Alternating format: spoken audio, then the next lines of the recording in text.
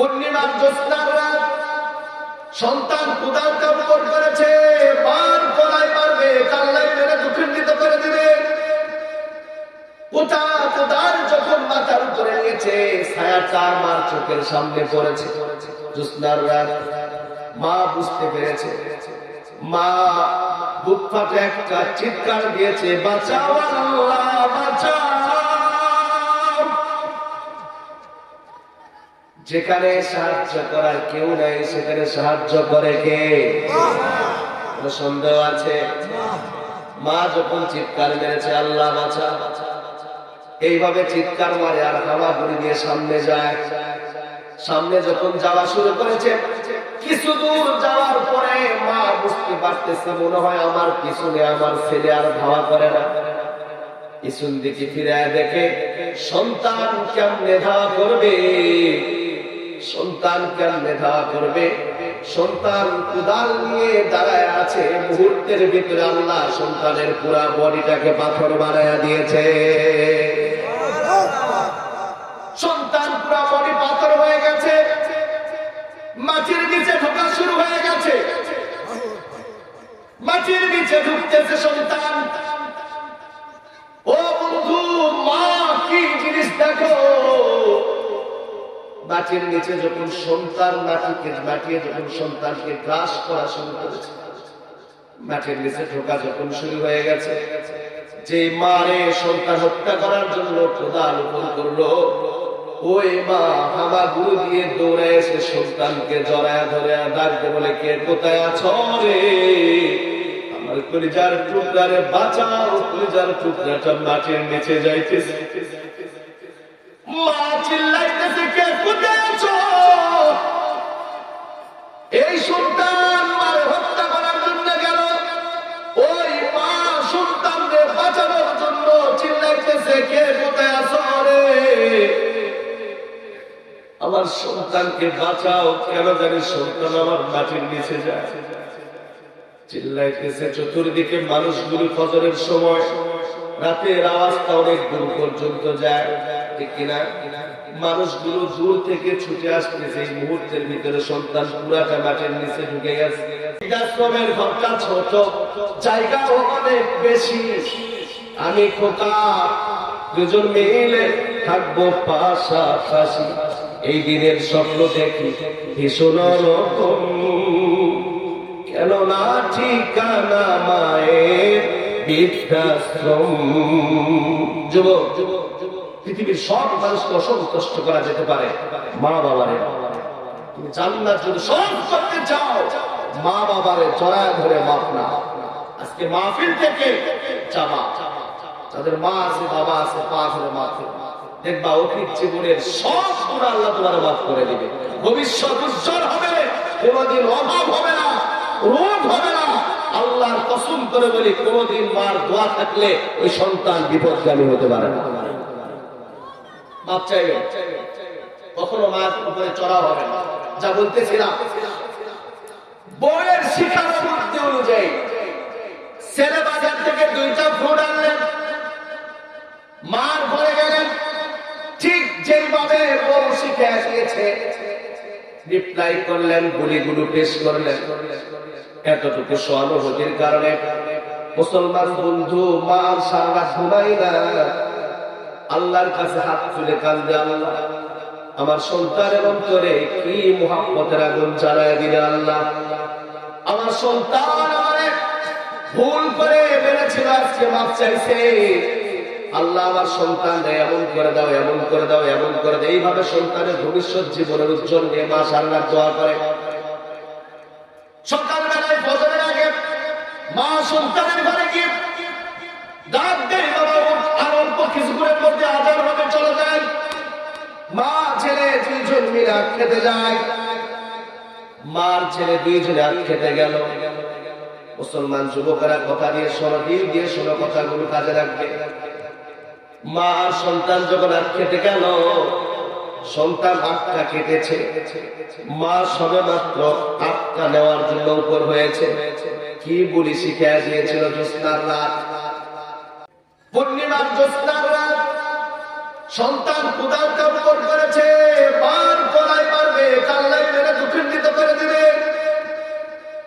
গোটা কোদাল যখন মাথার উপরে নিয়েছে, ছায়াটা আমার চোখের সামনে পড়েছে। জ্যোৎস্নার রাত, মা বুঝতে পেরেছে। মা বুক ফাটে একটা চিৎকার দিয়েছে, বাঁচাও আল্লাহ, বাঁচাও। যেখানে সাহায্য করার কেউ নাই, সেখানে সাহায্য করে কে? সন্দেহ আছে? মা যখন চিৎকার মেরেছে, আল্লাহ বাঁচা, এইভাবে চিৎকার মারে আর হামাগুড়ি দিয়ে সামনে যায়। সামনে যখন যাওয়া শুরু করেছে, কিছু দূর যাওয়ার পরে মা বুঝতে পারতেছে, মনে হয় আমার পিছনে আমার ছেলে আর ধাওয়া করে না। পিছন দিকে ফিরে দেখে সন্তান কেমনে ধাওয়া করবে, সন্তান কেমনে ধাওয়া করবে। সন্তান কুদাল নিয়ে দাঁড়ায় আছে, মুহূর্তের ভিতরে আল্লাহ সন্তানের পুরা বডিটাকে পাথর বানায়া দিয়েছে। সন্তান পুরা বডি পাথর হয়ে গেছে, মাটির নিচে ঢোকা শুরু হয়ে গেছে। মাটির নিচে ঢুকতেছে সন্তান। ও বন্ধু, মা কি জিনিস দেখো।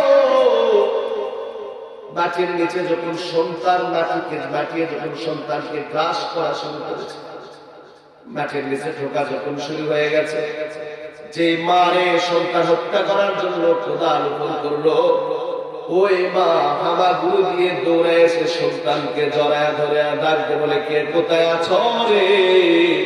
আমার কলিজার টুকরারে বাঁচাও, কলিজার টুকরাটা মাটির নিচে যাইতেছে। মা চিল্লাইতেছে, কে কোথায় আছো?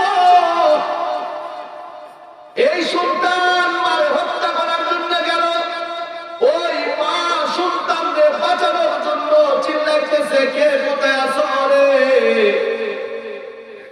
আমার সন্তানকে বাঁচাও। কেন জানি সন্তান আমার মাটির নিচে যায়, চিল্লাইতেছে। চতুর্দিকে মানুষগুলো ফজরের সময় রাতের আওয়াজটা অনেক দূর পর্যন্ত যায়, ঠিক কিনা? মানুষগুলো দূর থেকে ছুটে আসতেছে। এই মুহূর্তের ভিতরে সন্তান পুরাটা মাটির নিচে ঢুকে গেছে। ও মুসলমান, তার বুঝারে দেখেন, বিশ্বাস কিতাবের নাম বলি, doctor Noor Mohammad Noor, doctor Tareq Mahmud, first class, first MBBS, Pakistan. ওনারা দুইজন মিলে একটা কিতাব লিখেছে, সুন্নত বনাম আধুনিক বিজ্ঞান। কিতাবের ভিতরে ঘটনাটা আছে। বর্তমান জামানার আলেম মাওলানা তারেক জামিল সাহেবের লেখা একটা কিতাব, চোখে দেখা কবরের আযাব। এই কিতাবটা কিনে কালকেও পড়তে পারেন। কিতাবের মধ্যে স্পষ্ট ভাষায় লিখে দিয়েছে, কারগুজারি গুলো শোনার পরে এলাকার মানুষগুলি মা রোদে 30 থেকে 35 ফিট পর্যন্ত মাটি খনন করেছে, কিন্তু ওই সন্তানের লাশের কোনো হদিস পাওয়া যায় না। আমি আপনাদের কাছে বলতে চাই, যে সন্তান, যে আল্লাহ পাকিস্তানে সন্তানের কবল থেকে মাকে বাঁচাইলো, ওই আল্লাহ আমাদের বাংলাদেশে আছে না নাই? এই জন্য সন্তান যদি ভবিষ্যৎ জীবন উজ্জ্বল করতে চাও, চাকরিতে যদি উন্নতি চাও, জীবনে যদি সফলতা চাও, মা বাবারে কষ্ট দিও না। মনে রাখবা, পৃথিবীতে যত মানুষ তোমারে ভালোবাসে, প্রত্যেকটা মানুষের ভালোবাসার পিছনে স্বার্থ আছে, ঠিক কিনা? বউ ভালোবাসে, তাও স্বার্থ। ছেলে মেয়ে ভালোবাসে, স্বার্থ। জামাই ভালোবাসে, স্বার্থ। বিশ্বাস তাহলে 10 বছর লন্ডনে ছিলেন, 10 বছর পর আপনি বাড়িতে এসেছেন, বউ হাতের দিকে চেয়ে থাকবে, না জানি স্বামী আমারে কি নতুন দিবে। সন্তান হাতের দিকে চেয়ে থাকবে, বাবা আজকে আমার মনে হয় আইফোন দিবে। মেয়ে হাতের দিকে চেয়ে থাকবে, না জানি বাবা আমার জন্য কি গিফট নিয়ে এসেছে। কিন্তু মা দেখবেন হাতের দিকে তাকায় না, কোনোদিন মা বলবে না কি নিয়ে আসছো।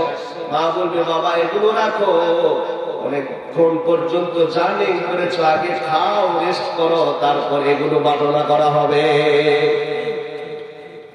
আল্লাহ তাআলা আমাদের সকলকে 14টা হকের মধ্যে বলছিলাম 7টা বলবো। মা বেঁচে থাকতে, বাবা বেঁচে থাকতে 7টি হক। ওয়াবিল ওয়ালিদাইনি ইহসানা, এবং তোমাদের পিতা মাতাদের সাথে ইহসানের ব্যবহার করতে হবে। ইম্মা ইয়াবলুগান্না ইনদাকাল কিবার আহাদুহুমা আও কিলাহুমা, ভালো করে বোঝেন, তোমাদের মা বাবার মধ্য থেকে দুজন অথবা যে কোনো একজন যদি বার্ধক্যে উপনীত হয়, তাদের বার্ধক্য জনিত কারণে অশুভ আচরণের দ্বারায় কষ্ট পেয়ে তুমি সন্তান শব্দ, কষ্টকর কোন শব্দ উচ্চারণ করতে পারবা না। আমাদের কিছু কলিজার ভাইয়েরা তাফসীর করে, তোমার ব্যবহারে যেন তোমার মা বাবা শব্দ না বলে, এটা রং তাফসীর। আরে আমার ব্যবহারে যদি আমার বাবা কষ্ট পেয়ে শব্দ উচ্চারণ করে, আমার মা কষ্ট পেয়ে যদি ব্যথিত কোনো শব্দ তার মুখ থেকে বের হয়ে যায়, আল্লাহর আরশ কেঁপে যাবে। তোমার মায়ের ব্যবহারে, বাবার ব্যবহারে তারা যখন বার্ধক্যে বুঝবে, তারা অনেক অশুভ আচরণ করবে তোমার সাথে। এই আচরণকে তোমাকে সহ্য করতে হবে। তুমি শব্দ বলতে পারবে এবং তাদের সাথে যখন কথা বলবে সম্মানজনক ভাষায় কথা বলতে হবে। ওয়াকফিদ লাহুমা জানাহাদ দুল্লি মিনার রাহমা, আল্লাহ তাআলা বলেন, তুমি সন্তান তোমার মা বাবার জন্য করুণার ডানা বিছিয়ে দাও। কিসের ডানা? করুণার ডানা বোঝেন? এক্সাম্পল দেই, শোনেন। আপনাদের এলাকার মুরগি আছে না? 2 দিনের বাচ্চা নিয়ে যখন মুরগিটা বাহিরে খাবার খেতে যায়, ওই সময় যদি মা মুরগিটা দেখে আকাশের মধ্যে একটা চিল বা কাক উঠতেছে, তখন দেখবেন মা মুরগিটা টুকটুক একটা আওয়াজ দেয়, ঠিক কিনা? 2 দিনের বাচ্চা স্কুলেও যায় নাই, ভার্সিটিতেও যায় নাই, কিন্তু মা মুরগির টুকটুক আওয়াজের বিপদ সংকেত বুঝতে এদের কোনো কষ্ট হয় না। মা টুকটুক করে আওয়াজ দেয় আর দানাটা এইভাবে বিছিয়ে রাখে। সব বাচ্চাগুলি কারেন্টলি ইমিডিয়েটলি খুব তাড়াতাড়ি মার ডানার নিচে এসে ঢুকে যায়। মা আস্তে করে ডানাটা চাপ দিয়ে সন্তানগুলোকে বুকের ভিতরে আগলে রাখে। এই মুহূর্তের ভিতরে যদি কোন কাক বা চিল মার বুক থেকে তার একটা সন্তানকে উঠানোর জন্য চেষ্টা করে, নিয়ে যাওয়ার জন্য যদি চেষ্টা করে, মা নিজের জীবনের মায়া ত্যাগ করে ওই কাক বা চিলের পিছনে পিছনে উড়াল দেয়। প্রয়োজন বোধে মায়ের ডানা ছিঁড়ে যাবে, কিন্তু বুকের ভিতর থেকে একটা বাচ্চা কাকের মুখে দিতে রাজি নাই। ঠিক কিনা? বুঝতেছেন কথা? আল্লাহ তাআলা বলেন, ঠিক অনুরূপ ভাবে তুমি তোমার মা আর বাবার জন্য সন্তান করুণার দানাটা এইভাবেই বিছিয়ে দাও। শত ঝড় আসবে, বিপদ আসবে, আঘাত আসবে, প্রয়োজনে তোমার দানা ছিঁড়ে যাবে, কিন্তু মা বাবা পর্যন্ত যেন কষ্ট দুঃখ না পৌঁছে। এটা হলো সরল তথ্য। এই মা বাবা যখন মারা যাবে, তখন সন্তানদের জন্য আল্লাহ তাআলা দোয়া শিখিয়ে দিয়েছে, ওয়াকুর রাব্বির হামহুমা কামা রাব্বায়ানি সগীরা। এ ছেলে, তোমার মা যখন মরে গেছে, বাবা যখন মরে গেছে, তুমি এখন দোয়া করো, হায় আল্লাহ, আমার মা বাবা যেরকম ভাবে ছোটবেলায় আমাকে ভালোবাসা দিয়ে মায়া দিয়ে দুনিয়ার বুকে লালন করেছে, রব্বে কারীম, আজকে আমার মা আর বাবা কবর জগতে চলে গেছে, ঠিক ওই রকম অনুরূপ ভাবে ভালোবাসা এবং দয়া দিয়ে তুমি কবর জগতে আমার মা আর বাবাকে লালন করো। এতটুকু আমার আলোচনার আগে যে আয়াতে কারিমা তেলাওয়াত করেছি তার সরল তর্জমাটা বলি। তাফসীরে যায় হাদিস বলেছে, ইন্নাল জান্নাতা তাহতা আকদামিল উম্মাহাত। এ সন্তান, কোথায় খোঁজ করতেছো জান্নাত? কার দরবারে যাও? কার কাছে গিয়ে জান্নাত চাও? আমি রব্বে কারীম তো জান্নাত রেখেইছি তোমার মা আর বাবার পায়ের নিচে। সরল তর্জমা। দ্বিতীয় আরেকটা হাদিস তেলাওয়াত করেছি, রিযাল্লাহু ফি রিযাল ওয়ালিদাইন ওয়া সাক্কুল্লাহু ফি সাক্কিল ওয়ালিদাইন। এ যুবক, তুমি কি তোমার রব আল্লাহকে সন্তুষ্ট করতে চাও? যদি তুমি তোমার রব আল্লাহকে সন্তুষ্ট করতে চাও, তাহলে সর্বপ্রথম তুমি আগে তোমার মা আর বাবাকে সন্তুষ্ট করো। মা আর বাবাকে সন্তুষ্ট করলেই আল্লাহ সন্তুষ্ট।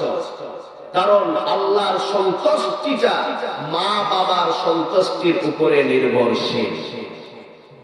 এই হলো আমার তেলাওয়াতকৃত আয়াত এবং হাদিসের সরল তর্জমা।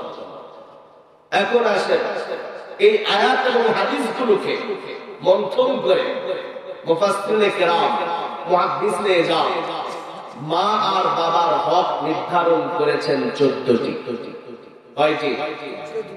বেঁচে থাকতে 7টি হক। এই মা বাবা মারা গেলে এক্সট্রা আরো 7টি হক। বেঁচে থাকতে 7টি, মরে গেলে 7টি, টোটাল কত? 14টি।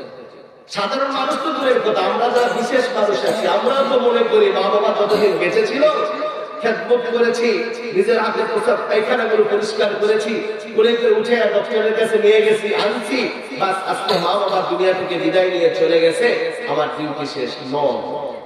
নেভার। মা বাবা দুনিয়া থেকে বিদায় হয়ে গেলেই তোমার উপর থেকে মা বাবার হক শেষ হয় না, বরং তুমি যেই দিন দুনিয়া থেকে বিদায় নিয়ে চলে যাবে সেই দিন মা বাবার হক তোমার মাথার উপর থেকে শেষ হবে। আজকে দাড়ি সাদা হয়ে গেছে, মনে করতেছি আমার আর কোনো হক নেই। না, তুমি যতদিন বেঁচে আছো ওই 14টি হক তোমার মাথার উপরে আছে। প্রশ্ন হচ্ছে, হুজুর আপনি হক সংক্রান্ত আলোচনা শুরু করার কারণ? আল্লাহ রাসূল সাল্লাল্লাহু আলাইহি ওয়াসাল্লাম একদিন সাহাবাদের কিরামদেরকে বলতেছেন, ও সাহাবা, তোমরা জানো কি কিয়ামতের দিন কঠিন মুসিবতের সময় সবচেয়ে দরিদ্র দুস্থ অসহায় ব্যক্তি কে হবে? সাহাবায়ে কেরাম বললেন, নো হাবিবাল্লাহ, আমরা জানি না।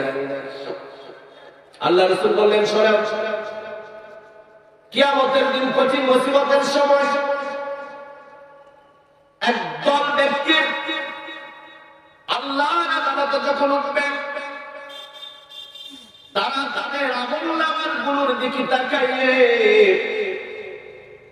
দেখবে আল্লাহু আকবার, বড় বড় উহুদ পাহাড় পরিমাণ 10টি আমলের স্তূপ তাদের জন্য দাঁড়ায় আছে। ওরা চিন্তা করবে, আমরা তো এত আমল করি নাই, তারপরে কেমনে এত আমল হলো? মনে মনে আনন্দ হবে, উৎফুল্লের তরঙ্গ হৃদয়ে বইতে থাকবে, আনন্দে উল্লাসে লাফালাফি করতে থাকবে। আল্লাহ রাব্বুল আলামিন ওদের ব্যাপারে জান্নাতের ফয়সালাও করবেন।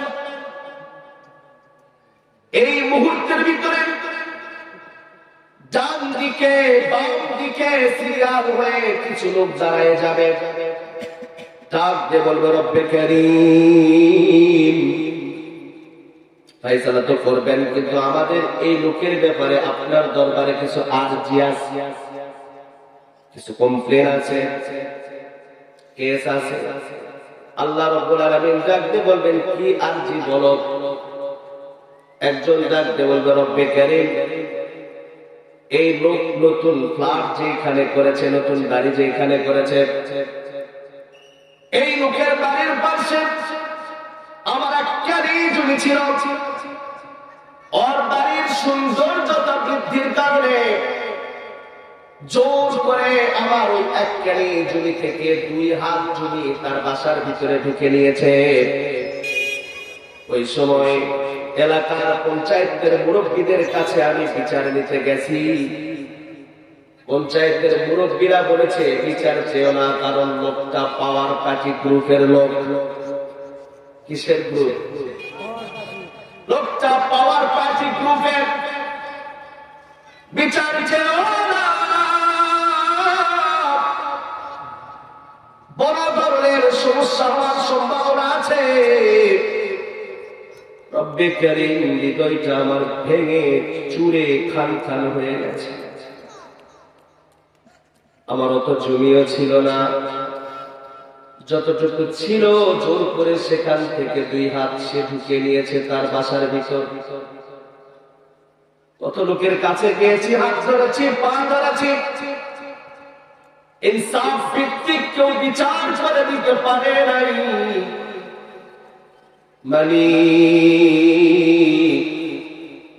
কত বিক্ষত হৃদয় নিয়ে আজকের দিনের জন্য অপেক্ষায় ছিলাম গো আল্লাহ। জানি পৃথিবীর সমস্ত বিচারগুলো যদিও অর্থের বিনিময়ে, ক্ষমতার বিনিময়ে চেঞ্জ হয়ে যায়, কিয়ামতের আদালতের বিচার কখনো আল্লাহ ইনসাফ ছাড়া করবে না। আমার কাছে আপনার কাছে ইনসাফ ভিত্তিক বিচার চাই। বিচার হবে, ফয়সালা হবে, কিন্তু বলেন তো ওখানে কি 2 হাত টাকা দেওয়ার সিস্টেম আছে? জায়গা জমি সিস্টেম আছে কি? আমাদের টাকা দিয়ে ফোনের মাধ্যমে, ফোন দিয়ে কোনো পাওয়ার পার্টি গ্রুপকে বলে কি মত পাওয়ার ব্যবস্থা আছে? 10 লাখ টাকা ঘুষ দেওয়ার ব্যবস্থা আছে? কিচ্ছু না। বিচার হবে, ফয়সালাও হবে, মিউসাল হবে কি দিয়ে? তখন আল্লাহ তাআলা এই ব্যক্তির আমলনামা থেকে কিছু আমল, ওর হৃদয় যে পরিমাণ আমল দিলে খুশি হয়, ওই পরিমাণ আমলগুলো ওর আমলনামায় ট্রান্সফার করে দাও, দিয়ে বলবে এখন তুমি মাফ করে দাও, মিটমাট হও। বলছে আল্লাহ আমার আর কোনো সমস্যা। আবার একজন দাঁড়ায় যাবে, আবার একজন দাঁড়ায় যাবে। এইভাবে আমল দিয়ে, সংক্ষেপে বলি, আমল দিয়ে ফয়সালা করতে করতে করতে করতে করতে দেখবে যে যে পরিমাণ আমল নিয়ে দাঁড়িয়ে ছিল, এই অপরাধের মানুষের হক নষ্ট করার বিচার করতে করতে সব আমল শেষ, কিন্তু অভিযোগকারীর সিরিয়াল এখনো শেষ হয় না। আরেকজন দাঁড়ায় বলবে রব্বে কারীম, আমার একটা নালিশ আছে। বলে কি? বলে আমার ঘরে আপনি পরমা সুন্দরী একটা মেয়ে দিয়েছিলেন, ক্লাস 8-এ বলতে। মেয়ে আমার হাই স্কুল থেকে যখন বাসায় আসতেছিল, এই লোকের একটা বক হাতে ছেলে ছিল, বাংলালিন কাটিং দেয়, এমন ছেলে আছে আপনাদের এলাকায়? বাংলালিন কাটিং ছিলেন, কানের মধ্যে দুল পরে, এমন ছেলে আছে? হাতের ভিতরে বিভিন্ন লাল নীল সুতা বাঁধে। আমি একজন হেয়ার ড্রেসারে বসে আছি, এক ছেলে কিলেপুরে যে বলতেছে ভাই আমার একটু বাংলালিন কাটিং দেয়। আমি তো জীবনে বাংলালিন কাটিং নাম শুনি নাই। আমি জানি নিউমার কাটিং হয়, মেসি কাটিং হয়, রোনাল্ডো কাটিং হয়, বাংলালিন তরমুজ হয়, ঠিক কিনা? বাংলালিন যে কাটিং হয় এটা আমার জানা ছিল। হেয়ার ড্রেসারের কাছে মাস্টার বলছে, এই ছেলে তুমি তো ছোট বাচ্চা, তুমি কি বাংলালিন কাটিং ছিল? বলছে না, ছিল কি হবে, আমি বাংলালিন কাটিং এর। বলছে বাংলালিন কাটিং কিন্তু অসমতল হবে, সিঁড়ির মতো থাক থাক থাক থাক হবে, এটা কিন্তু তোমার ভালো লাগবে না, তুমি একটা স্টুডেন্ট। ওই ছেলেটা রাত্রে ওখান থেকে উঠে চলে গেল তো বাংলালিন কাটিং নিয়ে। আমি সেই দিন বুঝলাম যে বাংলালিন কাটিং কাটিং। এই লোকটা বলতেছে এই লোকের একটা বখাটো ছেলে ছিল, বাংলালিন কাটিং বাবা। আমার মেয়ে যখন হাই স্কুল থেকে আসতেছিল, এরা কয়েকজন বন্ধু মিলে আমার মেয়েকে উঠিয়ে নিয়ে গেছে। 5 দিন পর আমার মেয়ের ফেরত দিয়েছে। বিচার চাইতে গেছি, গ্রামের যারা বিচার করে এরা বলছে বাবা বিচার চাস্তারে, যে গরিব মানুষ, এরা হলো পাওয়ার পার্টি গ্রুপের লোকের ছেলে, বিচার চাস্তা, সমস্যা হবে। আল্লাহ সেই দিন বিচার পায় নাই। আজকে আপনার কাছে ইনসাফ ভিত্তিক বিচার চায়। বিচারও তো হবে, ফয়সালাও তো হবে। মীমাংসা করবে কি দিয়ে? দেখি তো সব শেষ, দেখি শেষ হয়ে গেছে না? মীমাংসা করবো কি দিয়ে? তখন ওই লোকের আমলনামা থেকে গুনাহগুলো এই লোকের আমলনামায় ট্রান্সফার করা হবে। এইভাবে গুনাহগুলো ট্রান্সফার করতে করতে করতে করতে দেখা যাবে যে পরিমাণ নেকির স্তূপ নিয়ে এই ব্যক্তিটা এক সময় দাঁড়িয়েছিল, আজকে সেই পরিমাণ গুনার স্তূপ নিয়ে এসে দাঁড়িয়ে আছে। আল্লাহ রাসূল বলেন এর চাইতে কিয়ামতের দিন অসহায়, দরিদ্র, দুস্থ ব্যক্তি আর কেউ নাই। এই জন্য সব চাইতে ইম্পর্টেন্ট সাবজেক্ট হচ্ছে কখনো আমরা বান্দার হক নষ্ট করব না। আমরা জানি হক দুই প্রকার, একটা হলো আল্লাহর হক আর একটা হলো বান্দার হক। আল্লাহ মহান, আল্লাহর দয়া মহান, আল্লাহ মহান, আল্লাহর দয়া আরো মহান। একজন মানুষ 70 বছর আল্লাহর হক নষ্ট করেছে, মৃত্যুর 70 মিনিট পূর্বে সে কমপ্লিটলি আল্লাহর কাছে স্যালেন্ডার হয়ে গেছে। রব্বে কারীম বুঝি নেই, শয়তানের ধোঁকায় পড়ে, নফসে আম্মারার ধোঁকায় পড়ে আল্লাহ আপনার হক নষ্ট করেছি, গুনাহ করেছি, আজকে বুঝে এসেছে, আপনি আমাকে মাফ করে দেন। হাদিস শরীফের মধ্যে আল্লাহ রাসূল বলেন 70 বছরের গুনাহ 70 মিনিটের তওবায় ক্ষমা পাওয়া যায়। সুবহানাল্লাহ। বলতে গিয়া 70 মিনিটে 70 বছরের গুনাহ ক্ষমা পাওয়া যায়। কারণ আল্লাহ যত মহান তার দয়াও তত মহান। আর মানুষ যেহেতু ছোট, মানুষের মানসিকতা আরো ছোট। এই কারণে আমার ভাষাগুলো বোঝার চেষ্টা করবেন, আল্লাহর হকের গুরুত্ব বেশি আর বান্দার হক জটিল বেশি। বুঝাইতে পেরেছি? আল্লাহর হকের গুরুত্ব বেশি, বান্দার হক জটিল বেশি। বান্দার হকের ভিতরে সবচাইতে বড় হকদার হচ্ছেন নবী আলাইহিস সালামের হক, তারপরে মা বাবা। সম্মানিত উপস্থিতি, এই মা বাবার যে আয়াত আল্লাহ তাআলা বনী ইসরাঈলের ভিতরে দিয়েছেন, এই আয়াতকে মন্থন করে মা বাবা বেঁচে থাকতে 7টি হক, মা বাবা মারা গেলে 7টি হক। শুনতে রাজি আছেন তো ইনশাআল্লাহ? সম্ভবত মরে যাওয়াটা বলতে পারবো না, বেঁচে থাকার 7টি হক শুনেন। 1 নাম্বার, সংক্ষেপে বলি, আমলের নিয়তে শুনবেন। 1 নাম্বার, মা বাবাকে অত্যন্ত মহব্বত করতে হবে, ভালোবাসতে হবে। 2 নাম্বার, মা বাবাকে সীমাহীন শ্রদ্ধা এবং সম্মান করতে হবে। 3 নাম্বার, মা বাবার অনুকরণ করতে হবে। 4 নাম্বার, মা বাবার হুকুম মানতে হবে। তবে মা বাবার যে হুকুম মানবেন এর একটা মাপকাঠি আছে, স্কেল আছে, কতটুকু মা বাবার হুকুম মানবেন। তোমার মা আর বাবা যদি তোমাকে আল্লাহ হুকুম বিরোধী কোন হুকুম দেয়, রাসূলের বিরোধী কোন হুকুম দেয়, আল্লাহ তাআলা বলেন ফালা তুতি'হুমা, তখন আর তুমি মা বাবার হুকুম মানতে পারবে না। আল্লাহ হুকুম বিরোধী যদি না হয়, রাসূলের হুকুম বিরোধী যদি না হয়, সন্তান তোমার জন্য কর্তব্য হচ্ছে তোমার মা বাবার হুকুম মানা। মা বাবার হুকুম কতদূর পর্যন্ত মানতে হয়? গালেবান আব্দুল্লাহ ইবনে ওমর রাদিয়াল্লাহু তাআলা আনহুর ঘটনা। আব্দুল্লাহ ইবনে ওমর একদিন নবী আলাইহিস সালাতু ওয়াস সালামের কাছে গেলেন, ডাকতে বললেন, ওগো আল্লাহর নবী, আমি আমার মা বাবাকে অত্যন্ত মহব্বত করি, আর আমি আমার স্ত্রীকে অত্যন্ত মহব্বত করি আর ভালোবাসি। আমার স্ত্রী আমাকে অত্যন্ত মহব্বত করে আর ভালোবাসে, কিন্তু আমার স্ত্রী কোনদিন আল্লাহর হুকুম বিরোধী কাজ করে নাই। আপনি রাসূল আপনার হুকুমের বিরোধীও কোনো কাজ করে নাই, তারপরেও কেন যেন আমার পিতা ওমর আমার স্ত্রীকে চয়েস করতেছে না।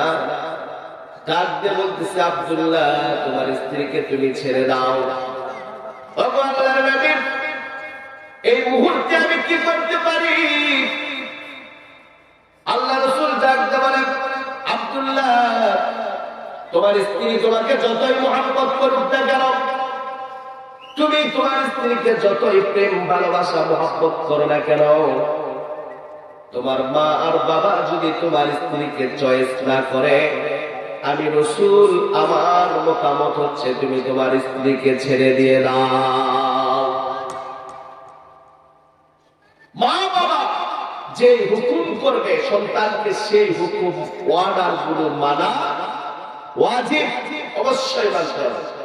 এই যে হাদিসটি বললাম, এখন তো শ্বশুর শাশুড়ি যারা আছে আলহামদুলিল্লাহ, এরা তো এখন সন্তানকে টর্চার করা শুরু করে। হুজুর কইছে না তোর বউ আমার দেখতে পারে না, তালাক দিয়ে দেয়।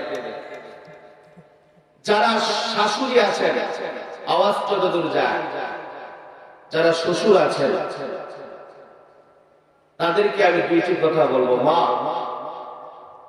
আপনার মেয়ে যখন 10টা বাজে ঘুম থেকে ওঠে আপনি তো কিছু বলেন, কিন্তু আপনার বৌমা যদি একদিন 8টা বাজে ঘুম থেকে ওঠে তখন আপনি বিভিন্ন রকমের মৌখিক টর্চার করেন। এই জন্য আমি আপনাদেরকে অনুরোধ করব, আপনি আপনার বৌমাদেরকে বউ না ভেবে মেয়ে ভাবেন। আর বৌমাদের যারা আছেন তাদেরকে বলবো, আপনি আপনার শাশুড়িকে শাশুড়ি না ভেবে মা ভাবেন। প্রত্যেকটা সংসারে যদি শ্বশুর শাশুড়ি তার বৌমাকে মেয়ের মতো দেখতো, আর বৌমা যদি শ্বশুর শাশুড়িকে যদি মা বাবার শ্রদ্ধার আসলে বসাইতো, তাহলে আমার মনে হয় কোন সংসারে বউ শাশুড়ির যুদ্ধ লেগে থাকতো না। আজকে আমরা শুধু বৌমাকে বৌমাই মনে করি, এই জন্য বৌমা আমাকে শুধু শাশুড়ি মনে করে, যার কারণে ছোট ছোট ভুলগুলো আমরা ধরি। আমার মেয়ে কিন্তু ছোট ছোট ভুল করলে আমরা ধরি না, কিন্তু বউ যখন ছোট ছোট ভুল করে তখন আমরা ওগুলোকে ধরি, মৌখিক টর্চার করি, যার কারণে সুখের সংসারটা ভেঙে যায়। এই জন্য আমি আপনাদের কাছে রিকোয়েস্ট করব, অনুরোধ করব, কখনোই বউগুলোকে বউ মনে করবেন না, নিজের মেয়ে মনে করবেন। আর বৌমাদেরকে আমি অনুরোধ করব, মা, কখনো তোমার শ্বশুর শাশুড়িকে শুধু শ্বশুর শাশুড়ি মনে করো না, মনে করবা সে তোমার মা আর বাবা। সেই শ্রদ্ধা এবং সম্মান দিবা। দেখবা লাল শাড়ি পরে যে বাড়িতে ঢুকেছ ইনশাআল্লাহ সাদা শাড়ি পরে বের হতে হবে। কোন ডিভোর্স হবে না, কোন তালাক হবে না, অশান্তি হবে না। অশান্তির মূল কারণ হচ্ছে আজকে আমরা বউদেরকে মেয়ে ভাবতে পারি না, মেয়ে বউরা আমাকে মা বাবা ভাবতে পারে না, শ্বশুর শাশুড়ি। তাহলে 4 নাম্বার কি বললাম? হক মানতে হবে না। 5 নাম্বার, মা আর বাবাকে সর্বদাই সুখ শান্তি সমৃদ্ধ পৌঁছানোর জন্য চেষ্টা করতে হবে। 6 নাম্বার, আপনার সাধ্য অনুযায়ী খেদমত করতে হবে। 7 নাম্বার, লাস্ট যে হক সেটি হচ্ছে নিয়মিত মা বাবার সাথে আপনার সাক্ষাৎ করতে হবে। আপনি যদি 10,000 টাকাও প্রত্যেক মাসে মাসে মা বাবার গিফট দেন, মা বাবা যে পরিমাণ খুশি হবে না। আপনি যদি প্রতি মাসে ওই অল্প টাকা 10,000 না কিন্তু 5,000 টাকাটা আপনি নিজের হাতে এনে মা বাবার কাছে বসে তার সাথে 5টা মিনিট যদি সুখ দুঃখের গল্প করতেন, তোমার 10,000 গিফটের চাইতে মা বাবার অন্তর বেশি খুশি হতো। এই জন্য নিয়মিত মা বাবার সাথে দেখা করতে হবে, সাক্ষাৎ করতে হবে। বুখারী শরীফের ভিতরে লম্বা একটা হাদিস আছে, লম্বা হাদিস, কিয়ামতের আলামত, 10-15টা আলামত। একটা আলামত শুধু বলি, তার মধ্যে একটা আলামত আছে। আল্লাহ রাসূল বলেন, যখন দেখবে সন্তান বউয়ের কথায় মার উপরে আঘাত শুরু করেছে, মনে করবে কিয়ামত কাছে এসেছে। সন্তান বন্ধুকে আপন করবে, বাপকে পর করবে, মনে করতে হবে কিয়ামত কাছে এসেছে। মুসলমান বন্ধু, এই বিষয়টা অপিল করার জন্য বাস্তব পাকিস্তানের একটা কারগুজারি শোনায়নি। বাংলাদেশ থেকে কিছু মুরব্বী পাকিস্তানে গিয়েছিল দাওয়াতে তাবলীগের কাজে। যাওয়ার পরে পাকিস্তানের ওই এরিয়াতে যাওয়ার পরে ওই এরিয়ার কিছু লোকেরা কারগুজারি শোনালো, হুজুর এই এরিয়াতে একটা মেয়ে ছিল কমপ্লিট, সবে মাত্র বিয়ের পরে একটা সন্তান জন্মগ্রহণ করেছে। অ্যাক্সিডেন্ট হওয়ার কারণে সন্তানটা ছোটবেলায় এই মেয়েটা তার স্বামীকে হারিয়েছে। মেয়েটা কমপ্লিট যুবতী। মেয়েটা রাতের বেলায় সন্তানের মুখের দিকে তাকায় আর চিন্তা করে, আমার তো সুন্দরের কমতি নাই, বয়সও বেশি হয় নাই, আমি যদি নেক্সট আরেকটা স্বামীর ঘরে চলে যাই অবশ্যই আমি জীবন এবং যৌবনের স্বাদ আস্বাদন করতে পারবো, কিন্তু আমার এই 25 সন্তানের ভবিষ্যৎ হবে একেবারে খারাপ, অনিশ্চিত ভবিষ্যতের মালিক হয়ে যাবে। এই কথা ভেবে এই মেয়েটা বলে ফেললো, না বিয়েটা তো একবার, আমার জীবন এবং যৌবন আমি আমার সন্তানের ভবিষ্যৎ উজ্জ্বলের জন্য কুরবানি করে গেলাম। মুসলমান বন্ধু, যুবক ভাইরা, কথাগুলো কান দিয়ে শোনো। এই সন্তান আস্তে আস্তে বড় হতে লাগলো। মেয়েটা মানুষের বাড়িতে ঝিয়ের কাজ করে, একেবারে কমপ্লিট যুবতী একটা মেয়ে, মানুষের বাড়িতে রান্না বান্না, ঝিয়ের কাজ, খোসা মাঞ্জার কাজ করে যতটুকু অর্থ পায় এতটুকু এনে সন্তানকে খাওয়ায় আস্তে আস্তে করে সন্তানকে বড় করতে লাগলো। একসময় সন্তান বিবাহের যোগ্য হয়ে গেল। সুন্দরী রমণী দেখে সন্তানকে মা বিবাহ করায় দিল, কিন্তু মা বুঝতে পারে নাই যেই দিন সন্তানকে একটা মেয়ের সাথে বিবাহ বন্ধনে আবদ্ধ করে দিয়েছে সেই দিন থেকে এই দুঃখিনী মায়ের কপালে দুঃখের ডায়েরিটা খুলে গেছে। কিছুদিন পর্যন্ত সিস্টেম অন ছিল, ভালো ছিল। 1-1.5 মাস পর সন্তান দেখে সিস্টেমটা চেঞ্জ হয়ে গেছে। মেয়ের বাড়িটাও ছিল গরিব, ছেলের বাড়িটাও গরিব। ছেলে মানুষের তুষারের জমিনগুলো, আখের জমিনগুলি বর্গানিত, ভাড়া নিত, সেখান থেকে আখগুলো কেটে কেটে পরিষ্কার করে পিস পিস করে বাজারে বিক্রি করত। সেখান থেকে যতটুকু ইনকাম হতো 3 জন ফ্যামিলির সদস্যের সংসারটা মোটামুটি চলত। প্রতিদিন সন্তান সকালবেলায় আখের খেতে যাইতেন, আখগুলো কাটতেন, পরিষ্কার করতেন, বাজারে গিয়ে হাড় ভাঙা পরিশ্রম করে সন্ধ্যাবেলায় যখন বাসায় ফিরে আসতো দেখে প্রতিদিন বাসায় ফেরার সময় দেখে বউ শাশুড়ির যুদ্ধ লেগে আছে। সন্তানের মেন্টালিটি প্রবলেম হয়ে যায়, মেজাজ ঠিক থাকে না। কখনো বউয়ের উপরে চড়াও হয়, কখনো মার উপরে চড়াও হয়। এইভাবে কিছুদিন চলার পরে, এইভাবে কিছুদিন যখন মাসখানেক চলে গেল, এবার সন্তান নিজের সিস্টেমটাও চেঞ্জ করে নিল। এখন আর বউরে বকা দেয় না, শুধুমাত্র বুড়ি বুড়ি করে মারে বকা দেয়। একদিন সন্তান বাজার থেকে বাড়িতে ফিরলেন। বাড়িতে ফেরার সময় বাসায় ঢুকার পরে দেখলেন বউ নাই। সন্তান মাকে জিজ্ঞেস করলেন, মা বৌমা কোথায়? মা বৃদ্ধ মানুষ, কাঁপতেছে, ভয়ে কিছু বলতে পারতেছে না, কাঁপা কাঁপা কণ্ঠে, চোখে ছলো ছলো পানি। মা জোহাত জোহাত করে বলতেছে, বাবা পাড়া প্রতিবেশী মেয়েদের কাছে শুনে দেখবে বাবা, আমি তোর বউরে কিচ্ছু বলি নাই, বরঞ্চ সে আমার উল্টা বকাঝকা করে শ্বশুরালয়ে চলে গেছে। এই জালেম সন্তান মাকে অকাট্য ভাষায় বকা দিলে এক পর্যায়ে শ্বশুরালয়ে চলে গেলেন। বউকে নিয়ে বসলেন, ডাক দিয়ে বললেন, বিবি চলো বাড়িতে যাই, আমি আমার কেবল নতুন সংসারটাকে গুছিয়ে নিয়েছি, শেষ করতে চাই না, ভাঙতে চাই না, চলে যায়।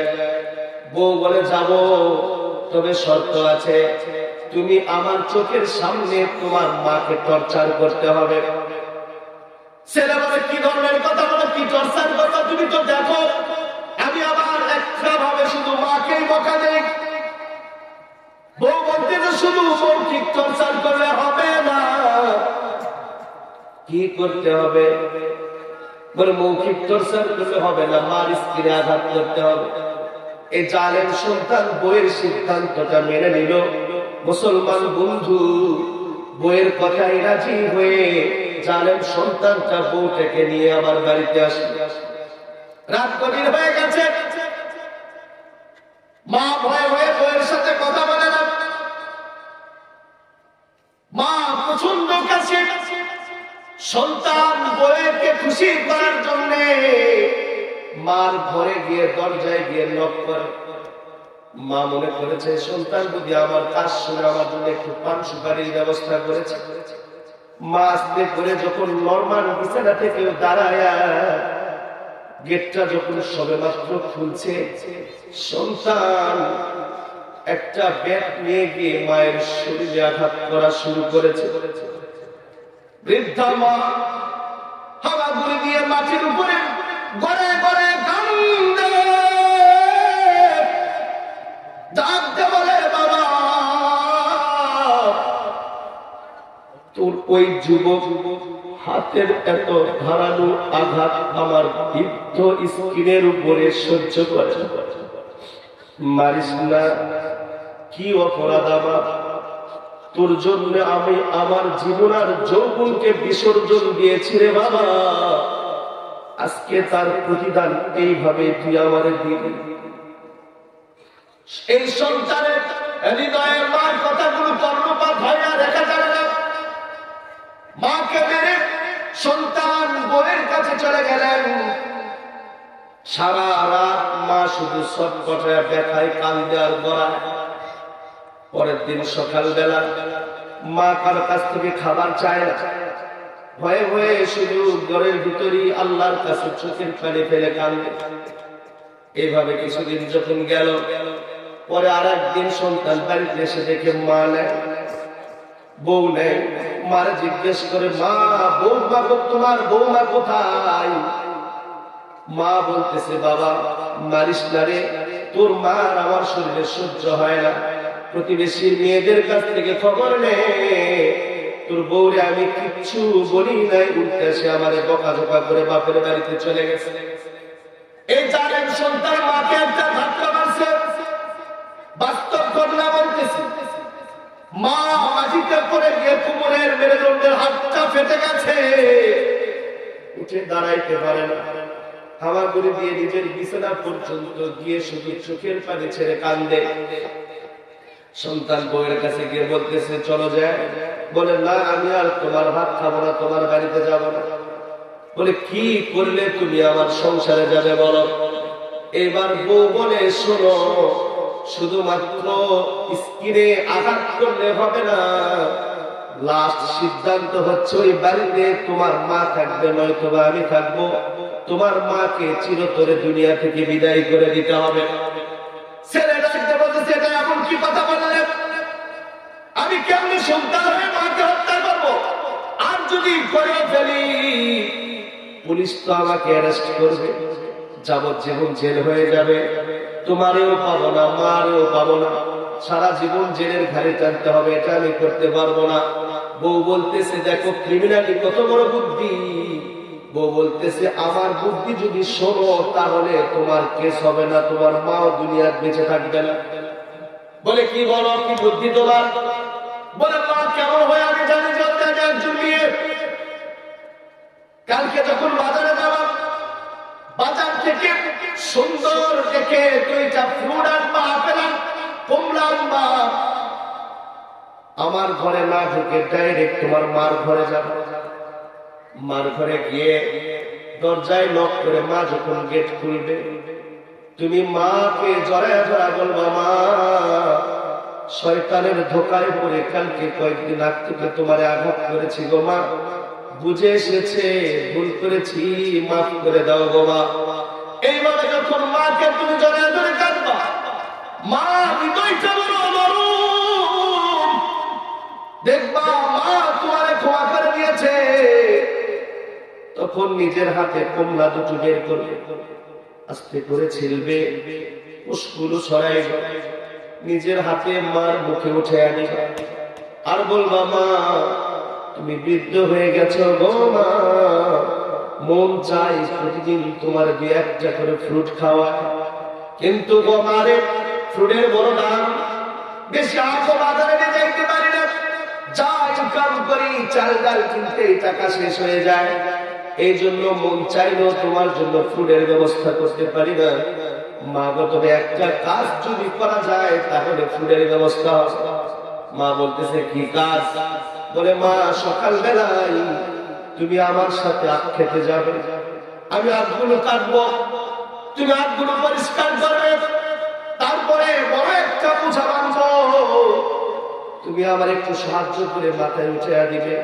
বেশি আখ যদি বাজারে নিয়ে যাইতে পারি, বিক্রি হবে বেশি, ইনকাম হবে বেশি, সংসারের খরচ রেখেও তোমার জন্য কিছু ফ্রুটের ব্যবস্থা করতে পারবো।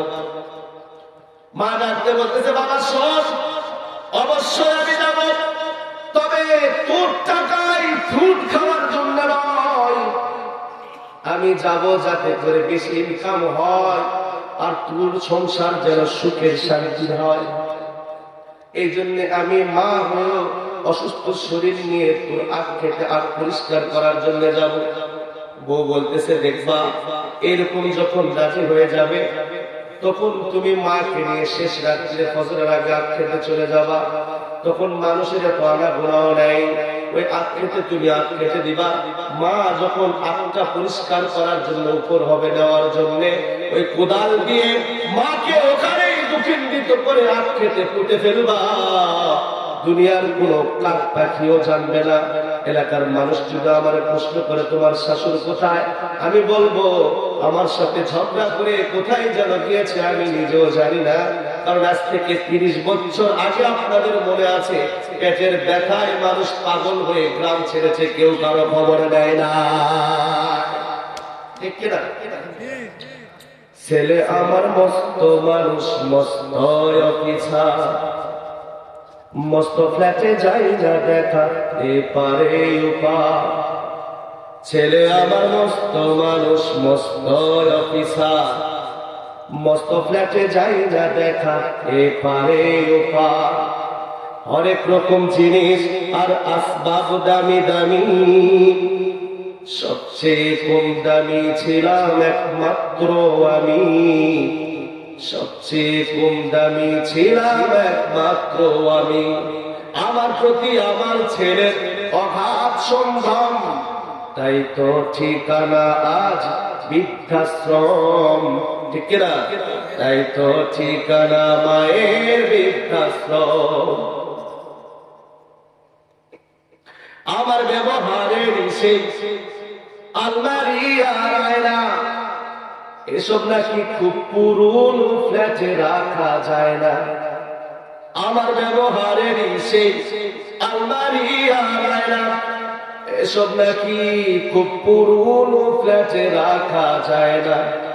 ওর বাবার সবই ঘরে ছড়ি বিদায় দিল তাড়াতাড়ি, ছেড়ে দিল কাকে খেলো পোষা বুড়ো ময়না। স্বামী স্ত্রী আর এসেছিয়াম জায়গা বড়ই কম, তাই তো মায়ের ঠিকানা আজ বৃদ্ধাশ্রম। নিজের হাতে ভাত খেতে পারত না রে খোকা, বলতাম আমি না থাকিলে করবি কি রে বোকা। উঠ ফুলিয়ে কাঁদতো খোকা আমার কথা শুনে, খোকা বুঝি আর কাঁদে না, নেই বুঝি আর মনে। গভীর রাতে স্বপ্ন দেখে উঠতো খোকা কেঁদে, দুহাত দিয়ে বুকের মাঝে রেখে দিতাম বেঁধে। দুহাত আজ খোঁজে খোকা ভুলে যায় একদম, কেন না ঠিকানা আজ বৃদ্ধাশ্রম, কেন না ঠিকানা মায়ের বৃদ্ধাশ্রম। খোকার একটা ছেলে হয়েছে 2 বছর হলো, আর মাত্র 25 বছর আল্লাহ মুক্ত। 25 বছর পরে খোকার 100 বছর বাঁচতে এখন আমার হলো 60। 25 বছর পরে খোকা হবে হলো 60। বৃদ্ধাশ্রমের ঘরটা ছোট, জায়গা অনেক বেশি। খোকায় আমি দুজন মিলে থাকবো পাশাপাশি। আমালুকুম উম্মালুকুম, তুমি যদি তোমার মাকে বৃদ্ধাশ্রমে দাও 27 বছর পর তোমারও যাইতে হবে। আহা।